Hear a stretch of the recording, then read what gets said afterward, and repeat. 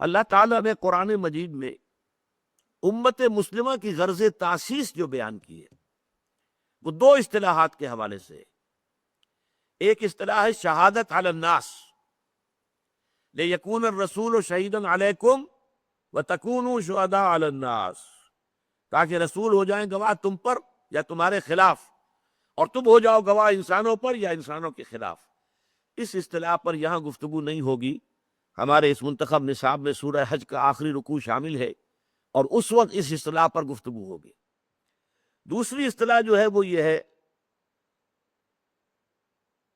کنتم خیر امت اخرجت للناس، تم اب وہ بہترین امت بن گئے ہو جو لوگوں کے لیے نکالے گئے ہو.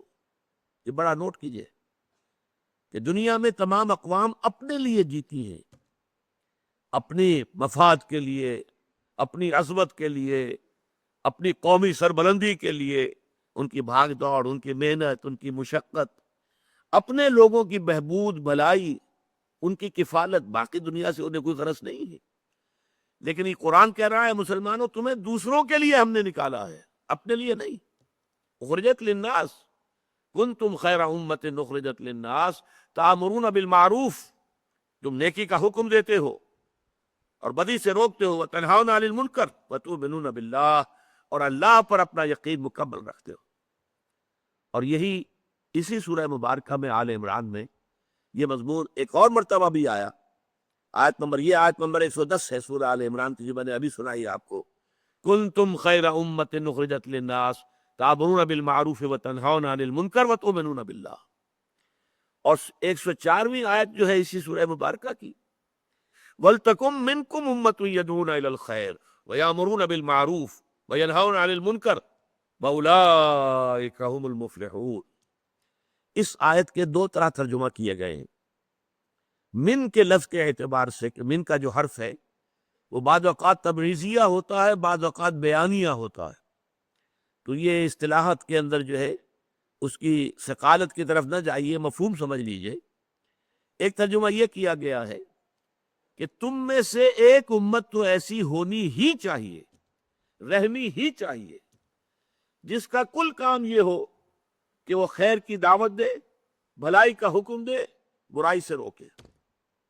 وَأُولَٰئِكَ هُمُ الْمُفْلِحُونَ، اور صرف وہی لوگ ہوگے فلاح پانے والے. یہ من تبعیضیہ ہوا، اور اس میں گویا کہ اشارہ ہے، اگر مفہوم لیا جائے کہ اگر ایک زمانہ ایسا آ جائے کہ پوری امت اپنے اس کام کو چھوڑ بیٹھے، بھول جائے کہ ہمیں تو دنیا والوں کے لیے نکالا گیا تھا، ہمیں تو دنیا کی بہتری کے لیے، بہبود کے لیے، دنیا کو نیکی کی طرف بلانے کے لیے، خیر کا حکم دینے کے لیے ہمیں تو خدائی فوجدار بنا کر بھیجا گیا تھا، بھول گئے.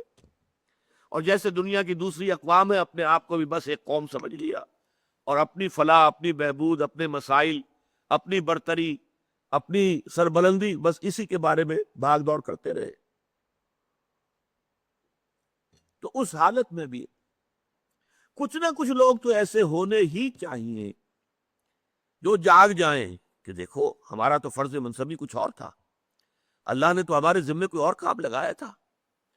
وہ یہ جاگنے والے، جیسے کہ یہ حکیم سعید صاحب نے نعرہ ایک اختیار کیا تھا، جاگو اور جگاؤ، جو جاگ گئے ہوں وہ اور لوگوں کو جگائیں، اور یہ جو جاگ جائیں یہ ایک چھوٹی سی امت بن جائے، امہ ود ان امہ. جیسے آپ الفاظ استعمال کیا کرتے ہیں اسٹیٹ ود ان اسٹیٹس، ایک ریاست ہے بہت بڑی، لیکن اس میں ایک چھوٹی سی ریاست جو ہے علیحدہ ایک گٹھ جوڑ کر کے کچھ لوگوں نے اپنی علیحدہ بنا لی ہے. یا ایک پارٹی ہے، پارٹی ود ان پارٹی، ایک پارٹی ہے بہت بڑی، کانگریس جو ہے بہت بڑی پارٹی تھی، اس میں فارورڈ بلاک ایک بنا لیا گیا تھا، وہ پارٹی ود ان پارٹی تھی. اسی طرح امہ ود ان امہ، کہ ایک تو یہ بڑی امت ہے، آج 1.5 ارب کے قریب انسان دنیا میں ہے، ہر چوتھا یا پانچواں انسان جو ہے وہ مسلمان ہے، لیکن یہ امت تو بھول گئی، یہ تو خود خیر پر قائم نہیں، دوسروں کو کیا دعوت دے گی؟ یہ خود نیکی کے اوپر جو ہے عمل نہیں کر رہی تو دوسروں کو کیا اس کا حکم دے گی؟ یہ خود برائیوں میں، منکرات میں مبتلا ہے تو دوسروں کو کیسے روکے گی؟ لہٰذا اب ان میں سے جو جاگ جائیں، جو ہوش میں آ جائیں، وہ مل جل کر ایک امت بن جائیں، امہ ود ان امہ، بڑی امت میں چھوٹی امت. اور یہ صرف 3 کام کریں.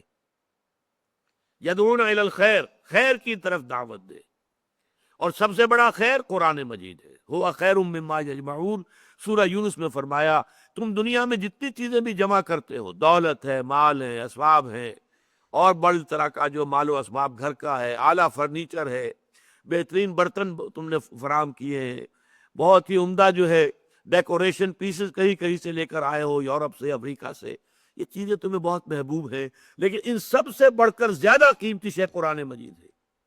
ہوا خیر مما یجمعون. تو یدعون الی الخیر، پہلا کام دعوت الی الخیر.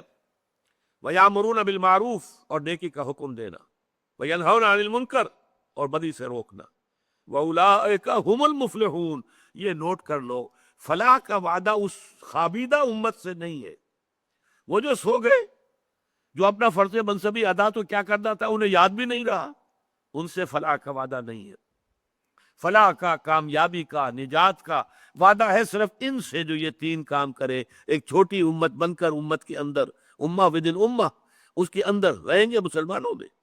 بڑی امت کو بھی کافر ہم نہیں کہہ دیں گے، لیکن یہ کہ وہ امت جو ہے وہ اپنے فرض منصبی سے غافل ہے، لہذا اس کے ساتھ فلاح کا وعدہ نہیں. اولئک هم المفلحون.